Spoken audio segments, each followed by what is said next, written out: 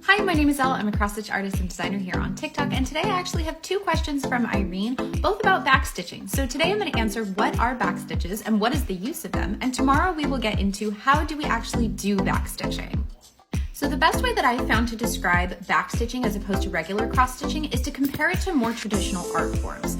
So cross-stitch itself is a little bit like paint by numbers or color by numbers. You're being told exactly what colors to use and exactly where to put those colors in order to make the picture that you want to make. Backstitching is more like inking a drawing after it's been colored in.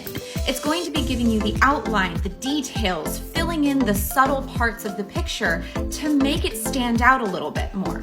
So I'm going to show you an example of two separate pieces that I have stitched. Neither of these patterns are by me, but both of these pieces I have stitched. One of them uses backstitching and one of them doesn't. And I think that they will give you a really good idea visually of exactly what I'm talking about.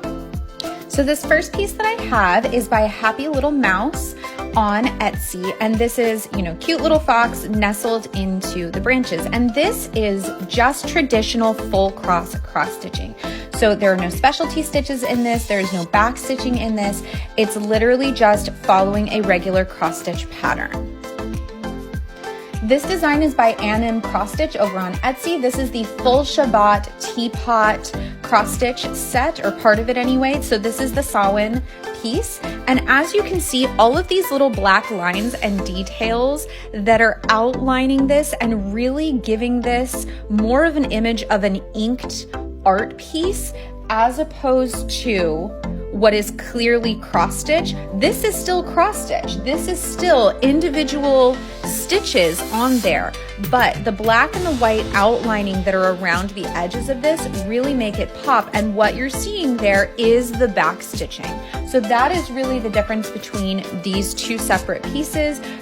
The difference is this was done with regular cross stitch first, and then you lay the back stitching over the top of it, and this one doesn't have any back stitching at all, but it's still beautiful. They're just different stylistic choices that give a very different feel for almost like the type of artwork that these feel like when they're complete. I hope that helps you get a feel for what back stitches are and why we might want to use them in our different pieces. And tomorrow we'll talk about how we actually do back stitches so we can get that look. If you have any questions, you can always leave them in the comments, and as always, happy stitching.